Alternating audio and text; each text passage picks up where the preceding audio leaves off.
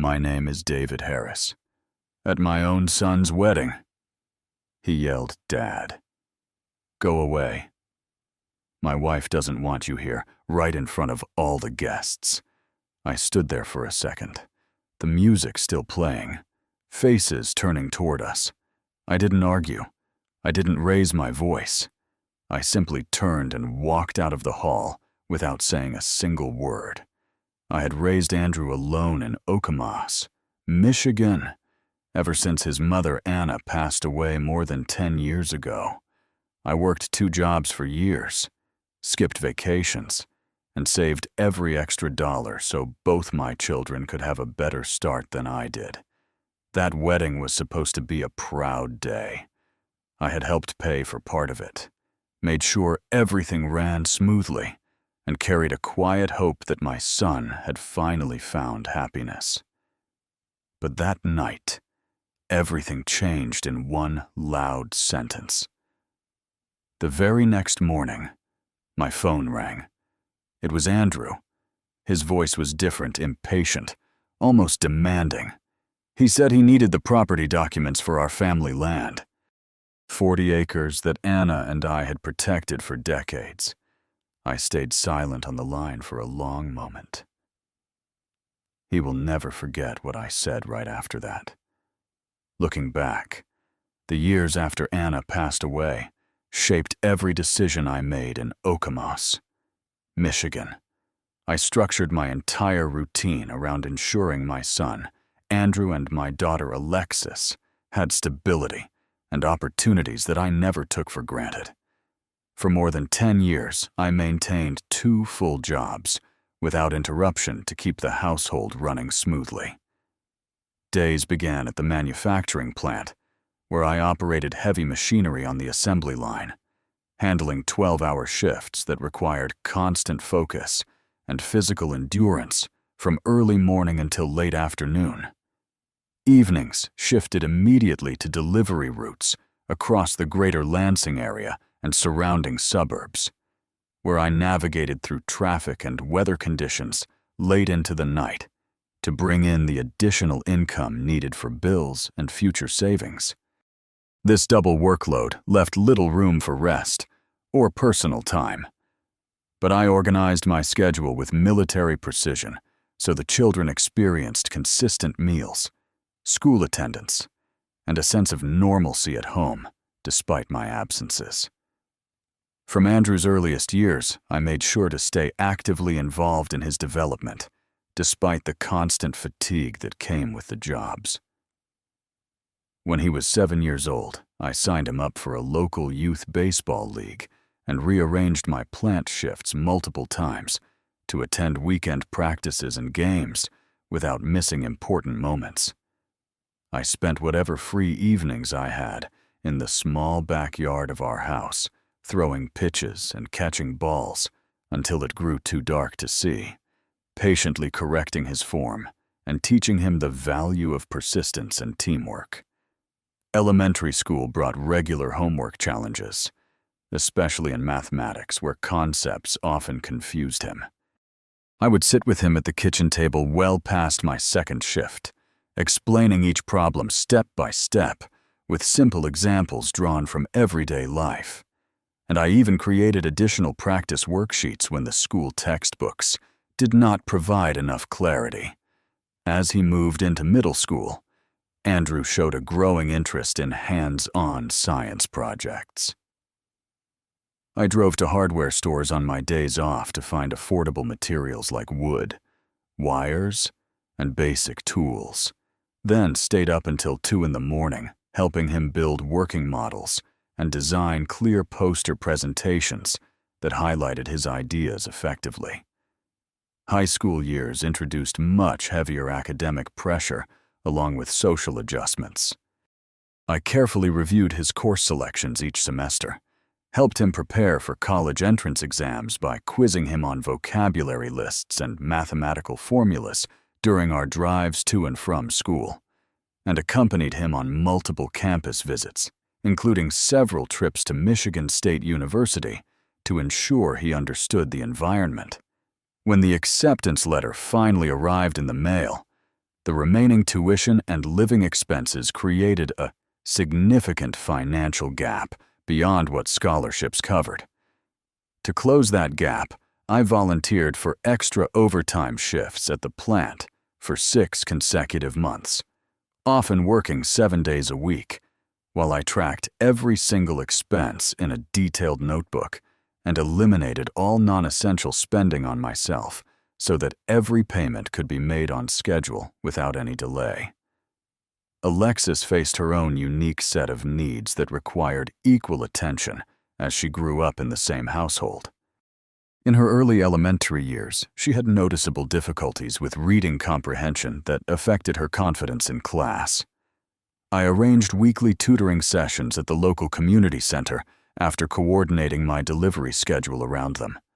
And at home, I would read entire chapters aloud with her in the evenings, pausing frequently to discuss story characters, plot developments, and new vocabulary words until she felt more comfortable with the material. When she discovered a talent for playing the piano, I searched for a reliable second-hand instrument at reasonable prices and committed to driving her to private lessons twice each week, even if it meant cutting my own sleep short after finishing late-night routes. During her middle school period, she joined the school drama club and took on several small roles in annual productions. I helped her memorize long dialogue passages during our limited dinner times together and made sure to attend every single performance, standing quietly backstage afterward to offer gentle words of encouragement that boosted her self-assurance. As she advanced through high school, Alexis began exploring practical options for community college programs in fields that interested her. Together, we researched available financial aid packages, carefully organized her collection of academic achievements and recommendation letters into a professional portfolio, and double-checked every application deadline to avoid any last-minute issues. Throughout all these growing years, I maintained the same consistent level of support for both children, carefully balancing their different personalities and requirements while keeping overall household expenses tightly controlled through strategies like weekly meal planning, with bulk purchases from discount stores, repairing clothes and household items instead of buying replacements, and avoiding any impulsive expenditures that could undermine our long-term goals. The day Andrew sat down with me and announced that he had proposed marriage to Kayla remains one of the most memorable moments in my life as a father. He described their plans for the future with genuine enthusiasm and a sense of maturity that I had hoped to see develop. Kayla had already joined us for several casual family gatherings over the previous months, during which I observed the easy and respectful way they interacted with each other. By that time, Andrew had secured a stable position as an engineer at a respected local firm, showing the professional responsibility and work ethic that reflected years of guidance. Seeing my son stand on the threshold of building his own family unit brought a profound and quiet pride that filled me with a deep sense of fulfillment after so many years of solitary parenting. Wedding preparations in the Okemos area provided me with a tangible opportunity to contribute even more to this important milestone. I took responsibility for covering the complete cost of all floral arrangements, personally selecting seasonal flowers and designs that perfectly matched the couple's preferred soft color palette and overall theme. In addition, I paid the full deposit for the professional photographer who would capture the day's events and contributed a significant portion of the total catering expenses for the reception held at the community hall. During the several weeks leading directly up to the wedding date, I devoted every available hour outside my regular jobs to hands-on practical assistance. This included coordinating all equipment rentals for tables, chairs, and lighting fixtures with local vendors, making multiple trips to transport decorations and supplies from various stores, and working alongside the couple to finalize the basic layout and seating arrangements exactly as they had envisioned. Each of these contributions allowed me to feel personally connected to the celebration, while always respecting Andrew and Kayla's own preferences and decisions about how the day should unfold. A strong and lasting sense of accomplishment stayed with me through all these preparations. Andrew had clearly grown from a dependent child who once needed my constant direction into a fully capable adult who was now prepared to step into the responsibilities of marriage and independent life. The long journey we had traveled together as a single-parent family in Okemos had reached what felt like a meaningful turning point, and I deeply valued every ounce of dedication and sacrifice that had brought us to this stage. The evening of the wedding finally arrived, with guests beginning to gather at the chosen venue in Okemos as the space stood fully prepared, and the atmosphere built with clear anticipation for the ceremony and the reception that would follow. Guests had already filled the community hall in Okemos as the ceremony portion concluded, and the reception began in earnest. Andrew and Kayla stood together near the head table, receiving congratulations from friends and extended family members who had traveled from various parts of Michigan for the occasion. I remained positioned in the background near one of the side tables, content to watch the interactions unfold while making sure minor logistical details, such as adjusting extra chairs or directing late arrivals, went completely unnoticed by the couple. The music played at a comfortable volume through the speakers, while servers moved efficiently among the tables offering appetizers and refilling drinks. Conversations carried across the rooms to people exchanged stories, laughed at shared memories, and raised glasses in informal toasts to the newlyweds. The atmosphere felt warm and celebratory, with groups forming naturally around the dance floor and buffet stations. Children ran between tables under the watchful eyes of parents, while older guests sat in clusters, discussing local news and family updates from the past year. Andrew stepped toward the microphone area shortly after the scheduled formal toasts had wrapped up. He first thanked the guests collectively for making the effort to attend, and then spoke in measured tones about his appreciation for Kayla and the life they were starting together. A brief pause followed, during which he scanned the room. His gaze settled directly on me. His facial expression changed in an instant from relaxed to visibly tense. Without any warning or build-up, he raised his voice loud enough for the surrounding tables to hear clearly and declared, "Dad, go away. My wife doesn't want you here." The statement landed with sudden force, slicing through the ongoing background noise of music and chatter. Several guests at the nearest tables turned their heads sharply in surprise. Some lowered their forks or glasses mid-motion, while others exchanged quick glances with their companions. A few whispers began spreading outward from the front of the room as more people became aware of the disruption. Kayla remained standing right beside him, making no move to intervene or offer any softening comment to ease the impact of his words. The moment extended awkwardly as the music track continued playing unchanged in the background, creating a stark contrast with the sudden silence that had fallen over parts of the hall.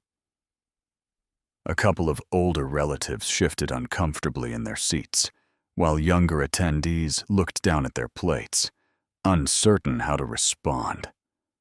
One of Andrew's colleagues from work froze with a drink halfway to his mouth, and a distant cousin leaned over to ask her husband what was happening. I absorbed the full weight of the statement without any outward reaction. No raised voice emerged from me in response. No immediate demand for clarification or justification crossed my lips. Instead, I gave a single slow nod to acknowledge what had been said, carefully set down the glass of water I had been holding onto the nearest surface, and began walking toward the main exit door at a measured, unhurried pace.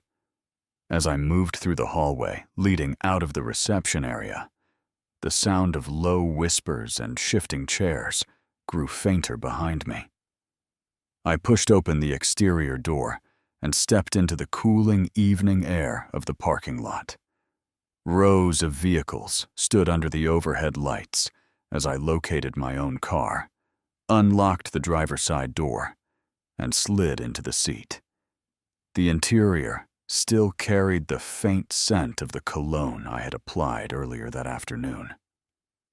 I inserted the key and started the engine, letting it idle for a moment before pulling out of the space.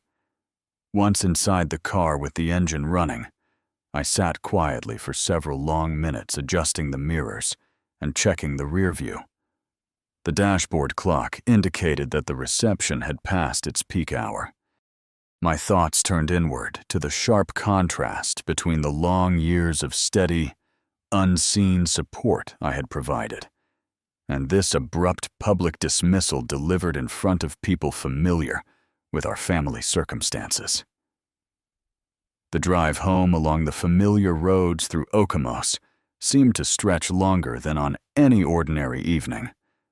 Traffic had already thinned considerably after the typical dinner hour, allowing streetlights to pass by one after another as the busier commercial areas gradually gave way to quieter residential stretches, and then to the final approach toward my neighborhood.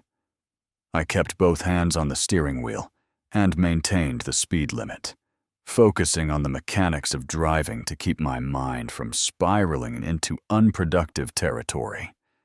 Every intersection reminded me of past drives with the children, but I pushed those images aside to concentrate on the road ahead. Upon arriving at the house, I entered through the side door as usual and removed my jacket in the entryway without switching on more than the necessary hallway light.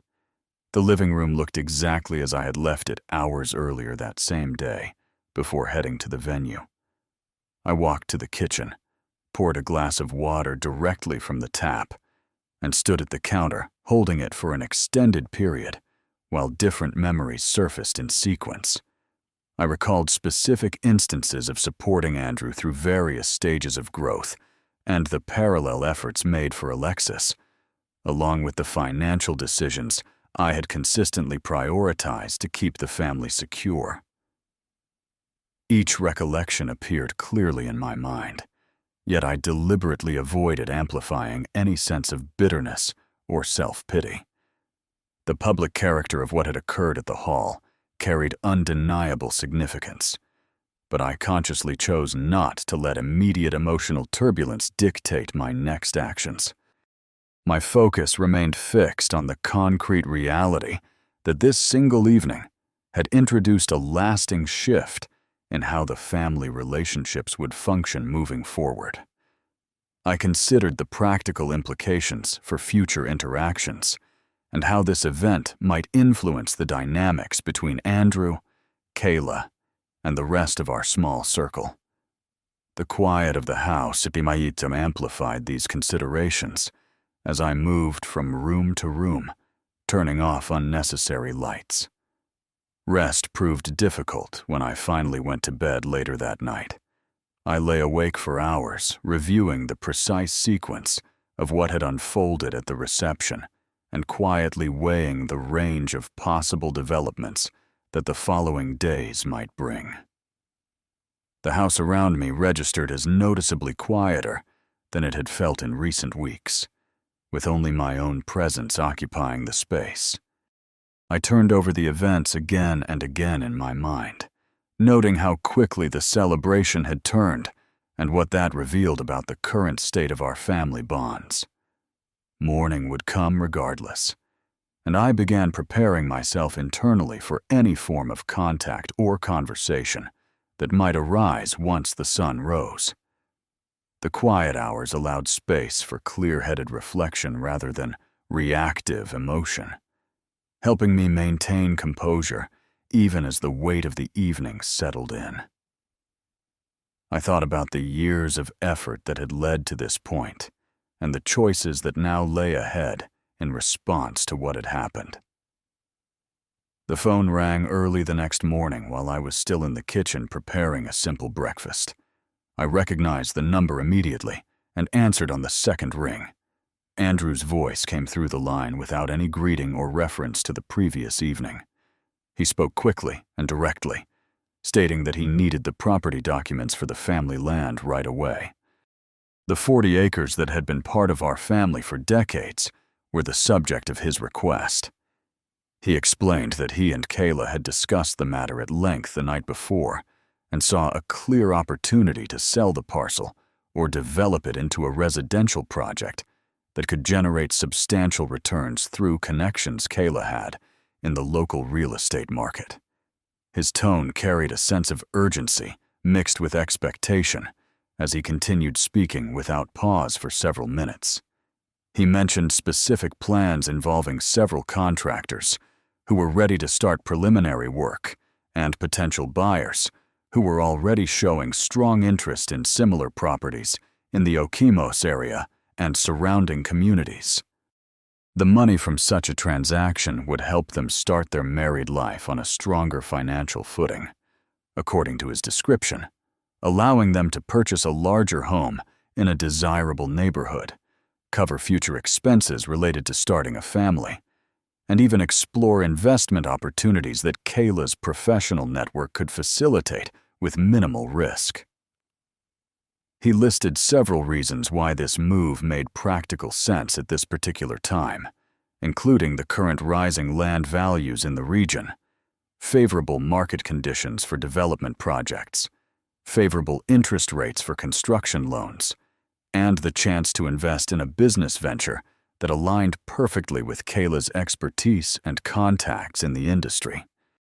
He more emphasized how the land had remained largely unused for years, despite its prime location, and now represented an asset that required immediate action to realize its full potential before market conditions changed or new regulations affected development possibilities in the area. He went on to explain how Kayla had been in touch with several developers who had expressed interest in the property for a mixed-use development, how the location was ideal for new housing due to the proximity to Michigan State University, and how the project could bring economic benefits to the local community. He described the potential for creating new jobs in construction and service sectors, how the sale could provide them with the capital to launch a small business venture that Kayla had been planning for some time, and how this would secure their future in a way that holding on to the land could not. He mentioned specific figures he had researched about comparable land sales in the area, and how the timing was perfect because of current economic trends favoring real estate development in Michigan. He added that Kayla had already scheduled preliminary meetings with potential investors, and that having the documents ready would allow them to move forward without any delay that could cause them to lose the opportunity entirely. He continued by detailing how the development could include modern housing units, green spaces, and commercial elements that would increase the overall value of the surrounding area and provide long-term returns for everyone involved in the project.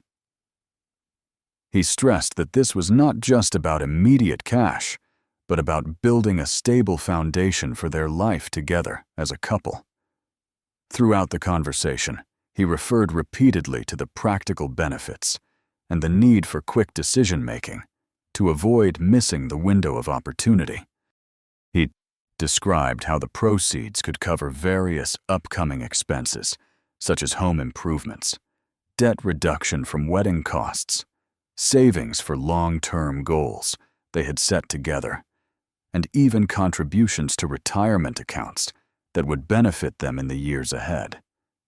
He also touched on the idea that keeping the land in its current state no longer made financial sense, given their new circumstances as a married couple with shared responsibilities and ambitions for a comfortable lifestyle.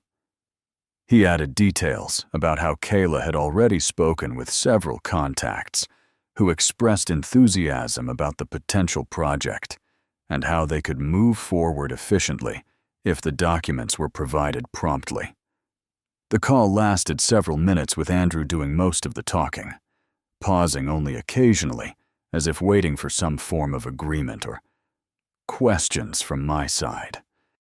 When he finished presenting his detailed case, he asked directly for the documents to be prepared and handed over as soon as possible so they could move forward with the necessary legal and financial steps without delay, including appraisals, surveys, title searches, and meetings with potential partners and lenders. I listened carefully without interrupting as he laid out each point in sequence. I remained silent on the line for a long moment after he stopped speaking. The quiet stretched between us while I considered the full meaning of his request, the timing of it coming so soon after the wedding reception, and what it revealed about his priorities at this stage in life. The request highlighted differences in perspective regarding family assets and responsibilities that had not been apparent before. Finally, I responded with a short, calm statement, acknowledging that I had heard everything he said. My words were few and measured, conveying neither agreement nor immediate refusal. I told him I would review the situation carefully before making any decisions regarding the paperwork, and that I needed time to think through all aspects involved, including legal implications and long-term considerations for the property. After ending the call, I set the phone down on the counter and stood still for several minutes processing the conversation. The request had come with clear expectations and a sense of entitlement that caught my attention. It also highlighted a fundamental difference in how we viewed the land and its purpose within the family structure. I began thinking through the practical steps that would follow, weighing options that aligned with long-term responsibilities rather than short-term financial gains. The morning light filtered through the window as I moved to the table and sat down with a notepad, beginning to list out considerations, questions, and possible courses of action without rushing into any immediate response. I spent the next hour reviewing old records related to the property and reflecting on the various factors at play. The land had served as a stable part of our family history for a long time, and any decision required careful evaluation of legal, financial, and personal implications under Michigan law.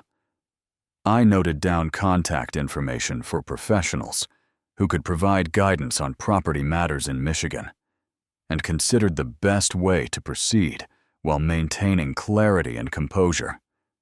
This conversation marked a clear turning point that required thoughtful handling in the days ahead to ensure all perspectives received proper attention and that any actions taken respected the original intentions behind the family asset. I considered the possibility of consulting a specialist to understand the full range of options available and how to protect the property in a way that honored its history while addressing the current situation. The quiet of the house allowed me to focus completely on these thoughts as I organized my notes and prepared for the next steps that would follow in the coming days. I thought about the importance of making decisions based on careful consideration rather than pressure, and how this moment tested the boundaries of family expectations and individual responsibilities in a way that I had not anticipated. A few days later, I got in the car and drove toward Lansing to meet with my lawyer Morgan Ellis. The drive from Okemos gave me the time I needed to organize my thoughts about the recent phone call and the decision I had reached regarding the family land. The roads were relatively clear that morning, allowing me to focus on the purpose of the trip and the importance of seeking professional legal guidance to protect the property. Upon arriving at the law office located in a professional building in downtown Lansing, I parked the car in the designated area and entered the lobby. The receptionist greeted me politely and informed me that Morgan Ellis was ready to see me in the conference room. I was led to the room where the lawyer welcomed me and asked for the details of the situation. I provided a complete account of the phone call from Andrew and the request for the property documents, including the context of the recent family events and the overall dynamics. Morgan Ellis listened attentively and then began to explain the concept of an irrevocable family trust under Michigan law. She described how this type of trust would place the 40 acres into a legal structure that could not be revoked or altered by any future action from family members, including my son Andrew or his wife, Kayla. She outlined the step-by-step process for establishing the trust, the required documentation, the tax considerations, the benefits of protecting the land from sale or development, and how the trust would function to ensure the property remained intact for its intended purpose. The discussion was thorough and covered various scenarios, including potential challenges from family members and how the trust would handle them. She provided examples of similar cases in Michigan and how the trust had successfully protected family assets in situations involving family disagreements over inheritance. We reviewed the specific details of the property, the history of the land, and how the trust would align with my responsibilities as the current owner. During the meeting, my phone rang, and it was my daughter Alexis calling. She had learned about the situation from a family friend and expressed her full support for my decision to establish the trust. She encouraged me to proceed with the trust and offered to assist in any way she could, reinforcing my confidence in the choice. After the call, I reviewed the documents Morgan Ellis had prepared and signed the necessary papers to establish the irrevocable family trust. The process was thorough and professional, leaving me with a sense of relief and certainty that the land was now protected in accordance with my responsibilities and the promise I had made to Anna. I left the office with the signed documents and a copy of the trust agreement, feeling that the action was the right step to take for the long-term preservation of the family legacy.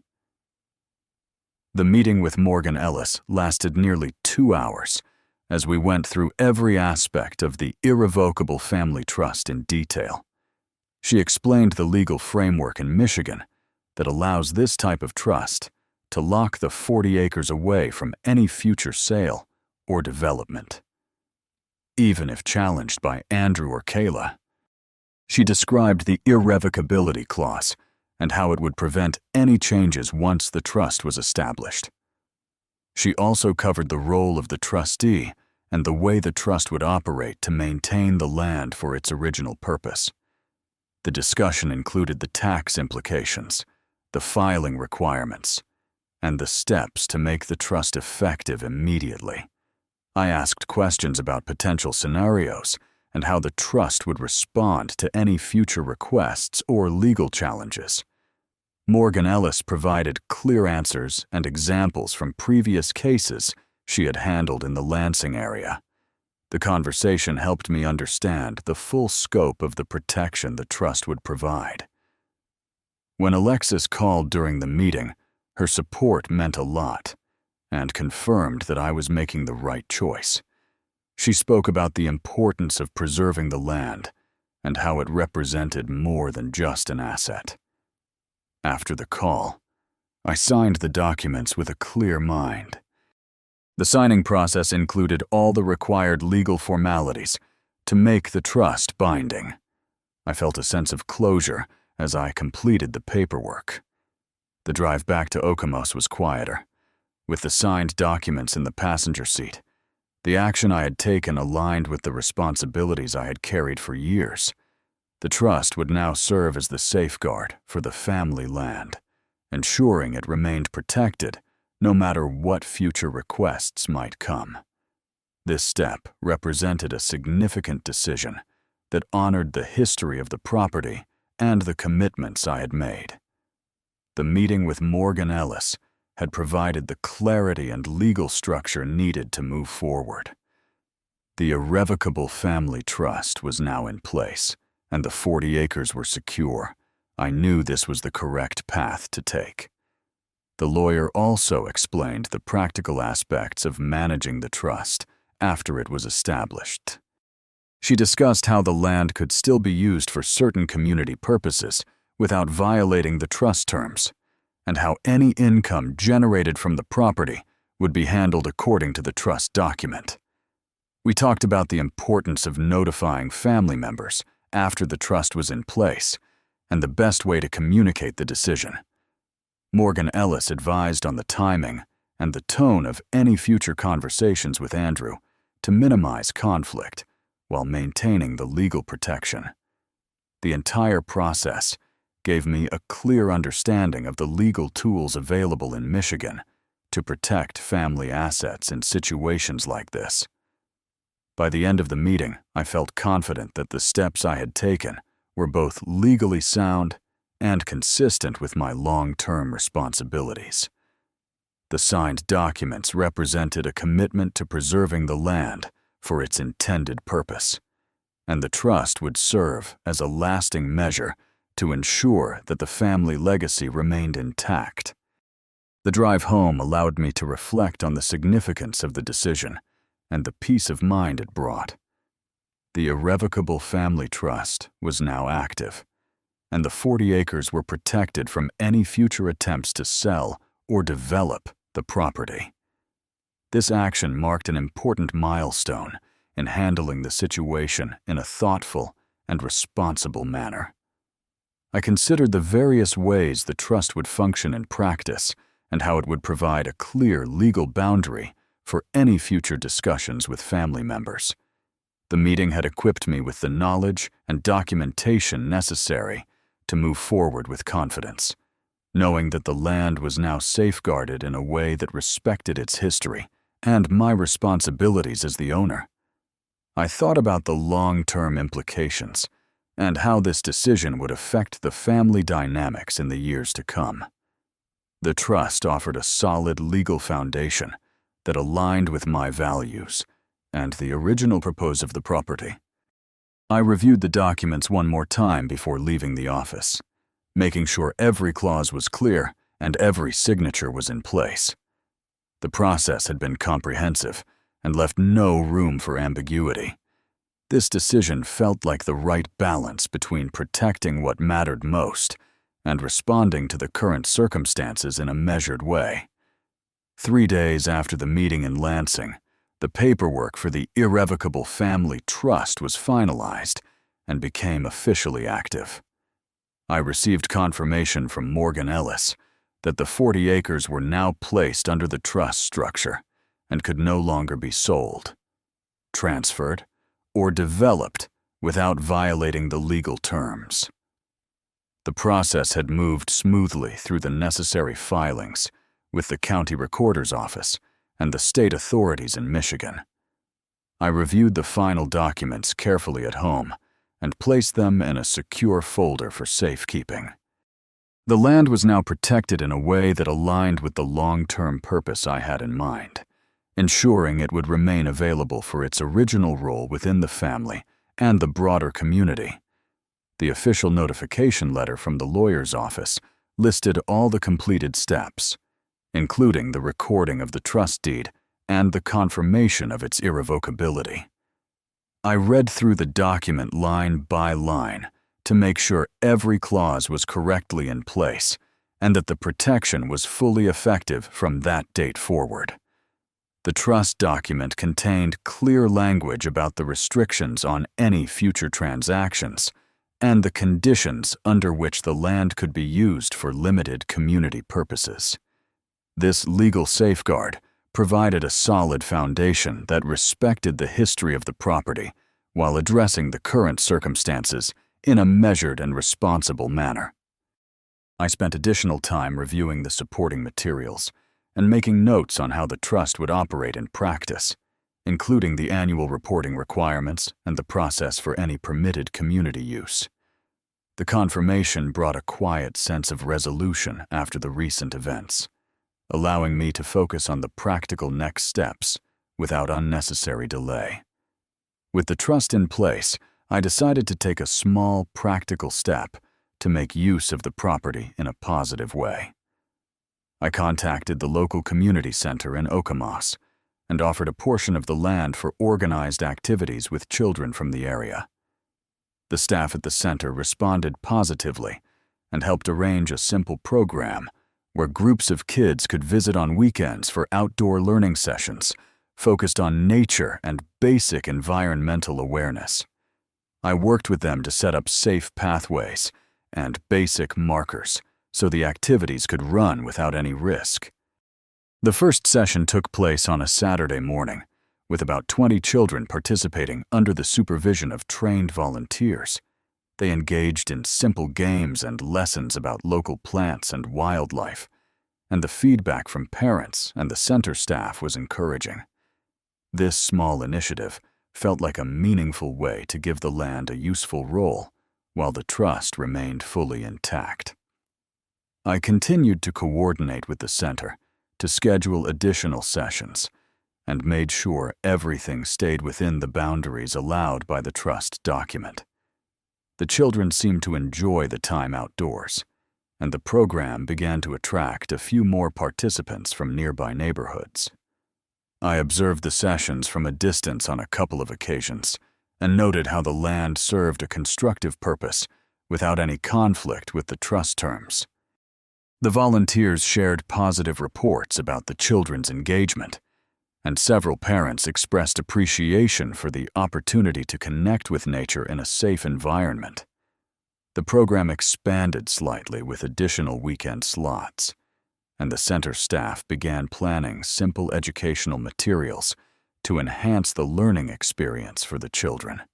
I helped with minor logistical arrangements such as providing basic supplies and ensuring the area remained clean after each session. The activities brought a quiet sense of contribution to the local community and allowed the land to serve a positive function under the protection of the trust. Andrew and Kayla remained unaware of these developments during this period. They had not contacted me again since the phone call about the documents, and I did not reach out to them either. Life continued in its usual rhythm in Okemos, with the trust operating quietly in the background. I went about my daily routines while keeping the signed papers secure and monitoring any official updates from the lawyer's office.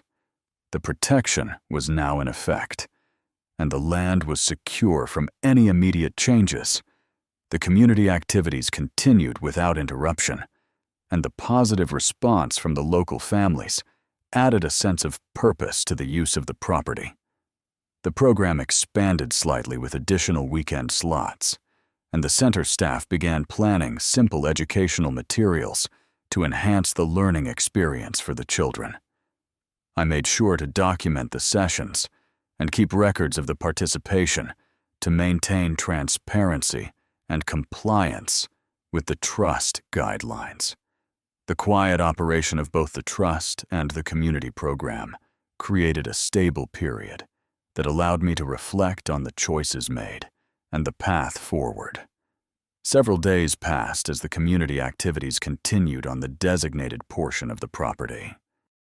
The children seemed to enjoy the time outdoors, and the program began to attract a few more participants from nearby neighborhoods. I observed the sessions from a distance on a couple of occasions and noted how the land served a constructive purpose without any conflict with the trust terms. Everything remained stable and uneventful on the surface as the weeks progressed, with the activities bringing consistent positive feedback from the participants and their families. Then, one afternoon, my phone rang again. It was Andrew calling, and his voice sounded different this time, more agitated than before. He mentioned that he had tried to check some records related to the property and had discovered something unexpected in the official filings. He asked directly what had happened with the documents and why certain changes appeared in the county records. The conversation shifted quickly as he pressed for explanations about the status of the land and what steps I had taken. I listened as he expressed his confusion and growing frustration over the situation. The call marked the point where the reality of the trust started to become clear to him, even though he did not yet have the full picture. He demanded to know why the records showed a trust in place and what that meant for his plans. His tone grew sharper as he questioned the decision and asked for immediate clarification. I remained calm during the exchange and provided only brief responses to his questions. The call ended with him stating that he would look into the matter further and that we would need to discuss it in more detail soon. He sounded determined to understand the changes and expressed his dissatisfaction with the situation as it stood. The conversation left a clear indication that the next interaction would likely involve more intense discussion about the trust and its implications for the family. This call signaled the beginning of a new phase in how the situation would unfold. Several weeks had passed since the trust became active when my phone rang late one evening. It was Andrew calling, and this time his voice carried clear anger from the first sentence. He had finally reviewed the county records in detail and discovered the irrevocable family trust that now controlled the 40 acres. He demanded an immediate explanation for why the property had been placed into such a structure without any prior discussion with him or Kayla. The conversation quickly escalated as he accused me of acting behind his back and undermining the plans he and his wife had made for their future. He listed the financial opportunities they had lined up, including the development project and the potential buyers who were now questioning the delay. His frustration grew with every sentence as he described how the trust made it impossible for them to proceed with the sale or any construction plans. He spoke about the specific contracts they had already signed with contractors and the meetings they had scheduled with investors, explaining how the delay had caused several parties to withdraw their interest. He mentioned the loss of a promising business partnership that depended on the capital from the land sale and how this created immediate financial pressure on their new marriage. He went on to detail the exact amounts they had expected from the sale and how those funds were supposed to cover down payments on a new house, startup costs for a small business idea Kayla had, and savings for future family plans. He also talked about the impact on his career, saying the stress was affecting his performance at the engineering firm and that he had already missed important deadlines because of the distraction. Kayla joined the call on speakerphone shortly after, adding her own layer of pressure to the conversation. She spoke in a sharp tone about how the decision affected their marriage and their ability to build the life they had envisioned together. She pointed out the contracts they had already discussed with contractors and the meetings they had scheduled with investors. She emphasized that the land represented a significant opportunity for them to establish financial stability early in their marriage, and that blocking it created unnecessary strain on their relationship. She described the specific housing plans they had made, the neighborhood they had hoped to move into, and the long-term savings goals that now seemed out of reach because of the trust. She also mentioned how her own family had been counting on this opportunity to help them get established, and how the current situation was causing embarrassment and tension with her relatives. The two of them took turns speaking, sometimes interrupting each other, as they outlined the specific losses they were facing because of the trust. Andrew mentioned losing a promising business partnership that depended on the capital from the land sale, while Kayla highlighted the impact on their housing plans and long-term savings goals. They both expressed disappointment that I had not consulted them before taking such a permanent step, and they questioned whether this was a punishment for the events at the wedding. The call lasted nearly 40 minutes with rising tension as they pressed for me to reverse the trust or provide an alternative solution that would allow them access to the property. They repeated their arguments multiple times, adding new details about the financial calculations they had done and the opportunities that were slipping away with each passing week. Kayla even brought up how the situation was affecting their daily life, with arguments becoming more frequent and the overall atmosphere at home becoming tense and uncomfortable. I listened to their arguments without raising my voice or engaging in the emotional exchange. I acknowledged that I had heard their concerns and understood the disappointment they felt, but I remained firm in my position that the trust was now legally binding and served to protect the land for its intended purpose. I did not offer any promises to change the arrangement or negotiate terms that would undermine the protection.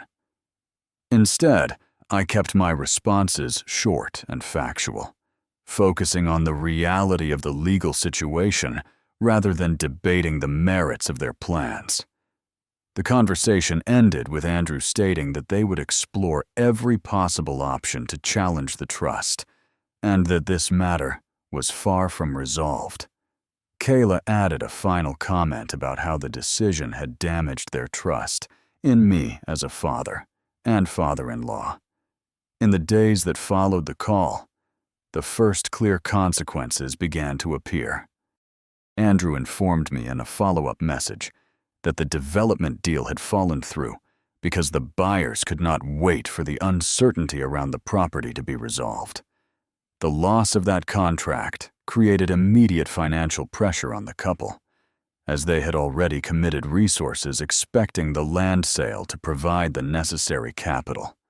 Kayla's side of the family also became involved indirectly, with reports reaching me through mutual acquaintances that tensions at home had increased significantly. The couple started arguing more frequently about money and future plans, with the blocked land becoming a central point of conflict in their marriage. Andrew's work performance began to suffer as the stress affected his focus, and he missed several important deadlines at his engineering firm. Rumors in the local community suggested that the couple was facing difficulties adjusting to married life under the new financial strain. The loss of the deal also meant they had to cancel several planned purchases and delay moving plans, adding further stress to their daily life. Friends and acquaintances began to notice the strain, and some even mentioned that the couple was considering counseling to address the growing conflicts. I maintained my composure throughout this period and did not initiate any further contact or attempt to justify my actions beyond the legal facts. The trust remained intact, and the land stayed protected. The emerging difficulties for Andrew and Kayla served as a direct result of the choices made after the wedding, highlighting the gap between short-term expectations and long-term responsibilities. I continued my daily routines in Okemos while monitoring the situation from a distance, aware that the family dynamics had shifted permanently because of these events. The stress appeared to be taking a toll on their relationship, with reports of increased arguments and growing distance between them. This outcome was a natural consequence of the decisions and priorities they had chosen to pursue. The situation continued to unfold with clear, real-world consequences that reflected the difference in how we viewed the value and purpose of the family land. 1 year had passed since the trust became active. The leaves in Okemos had turned again, marking another full cycle since the events at the wedding reception and the difficult decisions that followed. Andrew and Kayla's marriage had officially ended in divorce 6 months earlier. The legal proceedings were straightforward but emotionally draining, with the blocked land repeatedly cited as one of the primary sources of ongoing conflict during the separation hearings. Andrew lost the development opportunity completely when the buyers moved on to other properties in the greater Lansing area, and the financial strain from the wedding costs combined with the failed deal left him carrying significant debt that continued to accumulate interest. Kayla moved back with her family in another part of Michigan, and the couple no longer shared any common plans, communication, or future vision. Andrew remained in Okemos, but became increasingly isolated from the local social circle. Mutual friends and acquaintances gradually distanced themselves as the story of the public confrontation at the wedding and the subsequent family dispute spread quietly through the community. He struggled to maintain consistent performance at his engineering firm, and several colleagues privately noted the noticeable change in his demeanor, reliability, and overall focus. The loss of both the marriage and the expected financial boost left him in a difficult position. With limited options for quick recovery and mounting pressure from creditors and everyday living expenses that continued to mount month after month, I had not spoken to Andrew since the last heated phone call more than a year ago. There were no attempts at reconciliation from either side, and I made the deliberate decision to keep the distance permanent. I believed that any further involvement would only prolong the conflict without resolving the fundamental differences in how we viewed family responsibilities and the true purpose of the land. The trust remained fully intact, and the 40 acres continued to serve the community through the organized weekend programs for children. The center had expanded the sessions to include more structured educational content, and attendance had grown steadily to nearly 40 kids on some weekends. I occasionally observed the activities from a distance, but did not participate directly, preferring to let the trained staff manage the sessions, while the legal protection of the trust stayed firmly in place. The land provided a quiet, stable space for these positive experiences, and the feedback from parents remained consistently positive, with many expressing gratitude for the safe outdoor learning opportunity in their own community. The program had become a regular and valued part of the local calendar, bringing small but consistent joy to the children and their families. My own life in Okemos had settled back into a calm and steady routine. I continued working my regular schedule at the plant and delivery routes, maintained the house exactly as before, and kept the signed trust documents secure in their folder. Occasional updates from Morgan Ellis confirmed that the legal structure was holding strong without any formal challenges or complications. I found a quiet satisfaction in knowing that the property was serving a constructive role rather than remaining the center of further family disputes. The community programs on the land brought a sense of contribution that felt far more meaningful than any short-term financial gain could have provided. I reflected often on the full sequence of events that had led to this point, from the wedding reception to the phone call the next morning, the meeting with the lawyer, and the final decision to establish the trust. Each step had been deliberate and driven by the deep responsibility I felt toward the legacy of the land and the promise I had kept to Anna many years earlier. The quiet resolution allowed me to focus on the present and the positive use of the property rather than dwelling on the broken relationship that could not be repaired. The entire experience highlighted a clear and lasting lesson about family relationships in American life. True family value lies not in material assets or short-term financial opportunities, but in mutual respect and shared responsibility. When respect is missing, even the strongest bonds can fracture under the weight of differing priorities and expectations. Inheritance and property disputes frequently reveal these underlying differences, and the consequences can be lasting and painful: lost relationships, financial setbacks, social isolation, prolonged stress, and sometimes permanent estrangement. Andrew's situation illustrated how quickly plans built on expectation rather than reality can unravel completely.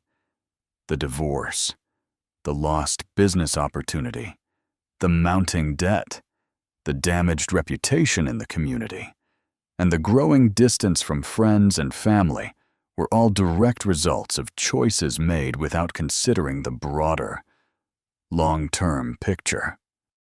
For my part, I chose to focus on what could still be preserved and protected rather than attempting to repair what had already fractured beyond meaningful repair. The land remained a positive resource for the children in Okemos, providing them with safe outdoor learning experiences that benefited the wider community.